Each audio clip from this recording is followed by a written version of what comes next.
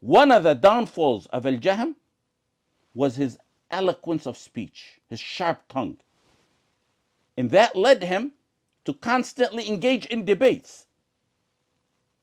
He had a deep passion for arguing and debating. And he had a sharp tongue to go along with it. Had he been alive today, he'd spend hours on TikTok live with his buddies, confidently pushing his misguidance without a pause. How many people risk their faith by entering into disputes and fruitless arguments that yield nothing but hardened hearts and weakened iman and loss of shame, and showing off that they have no knowledge to back up their statements? Umar ibn Abdul Aziz said, من جعل دينه عرضا للخصومات أكثر التنقل. من جعل دينه عرضا للخصومات أكثر التنقل. What does that mean? Translate that for me. Whoever puts up his religion as a عرضاً للخصومات.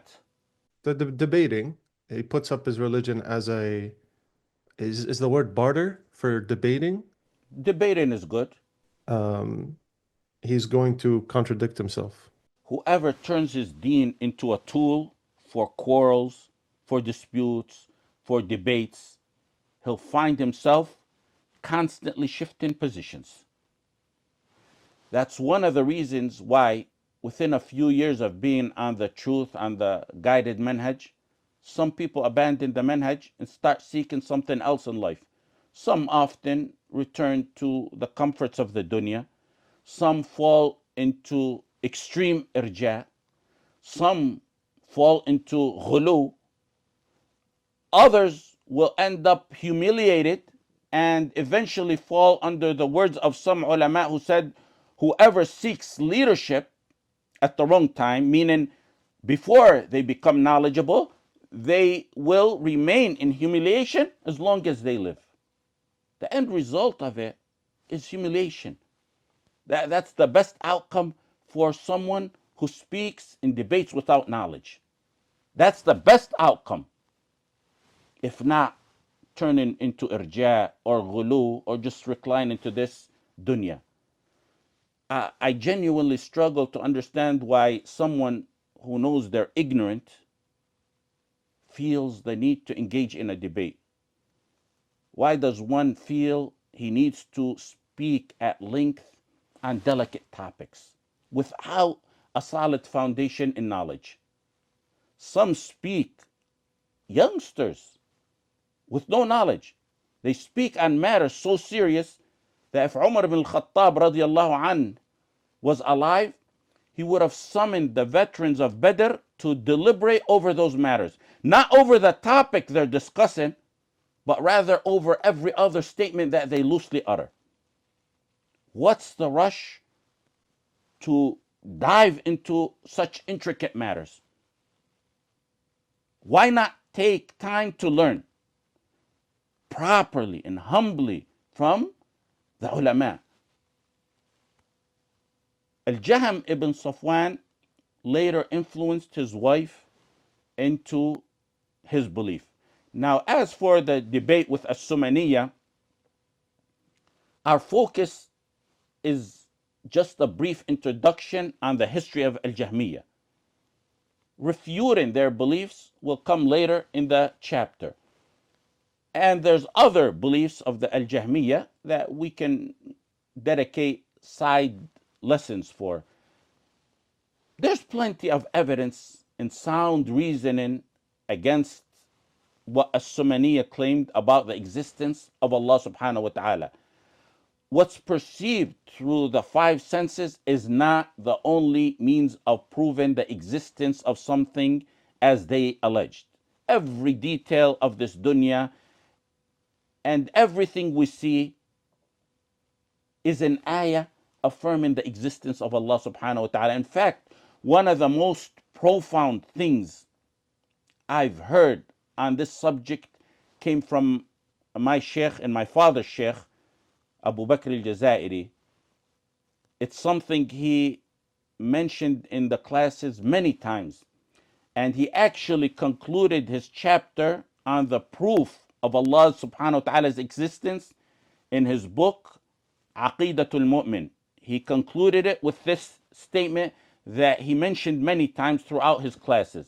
He said, Ya Allah. He used to say, Ya Allah, my hope for intercession before you in my way of seeking your forgiveness, my hope for intercession in my way of seeking your forgiveness is that you know about me how ashamed I feel trying to prove your existence when you are the existent by whom all existence stands. That's absolutely a beautiful statement. He felt it was shameful that one would even need to write or talk about proving the existence of Allah subhanahu wa ta'ala. Aside from the Quran and aside from the Sunnah and the signs of Allah subhanahu wa ta'ala, the ayat of Allah subhanahu wa ta'ala, and intellect and reasoning that can prove this, Al-Jahm could have simply silenced them by pointing out contradictions in their own beliefs. They believe in what's tangible. They also believe in the transmigration of souls. Transmigration of souls cannot be seen. So how would you silence someone in a debate like this? You could say, how do you know of it if you can't prove it with any of the senses? That's a contradiction there. Transmigration of souls is not something that the senses can prove. Yet you only believe in what's tangible. They use that about Allah subhanahu wa ta'ala, Jalla fi'ula. That's a contradiction they would never be able to explain. Al-Jahm also used or misused and misinterpreted verses from the Quran. He used them to support his false belief. And we mentioned in the last class, the initial speech of the Jahmīyyah sounds like sweet honey. It's pleasant on the surface, but behind it lies deep misguidance and corruption and kufr. We mentioned the statement of Jarir ibn Abd al-Hamid, كلام الجهمية أوله عسل وآخره سم وإنما يحاولون أن يقولوا ليس في السماء إله. They come out or appear as if they're exalting Allah subhanahu wa ta'ala, doing tanzih. Similar to that is that they rely on some verses, especially 3 verses, and they take them out of context to support their views. He misinterpreted ليس كمثله شيء by saying there's nothing like Allah subhanahu wa ta'ala. He used that to deny all of Allah subhanahu wa ta'ala's attributes. He also used وَهُوَ اللَّهُ فِي السَّمَاوَاتِ وَفِي الْأَرْضِ in Surah Al-An'am. He is Allah in the heavens and on the earth.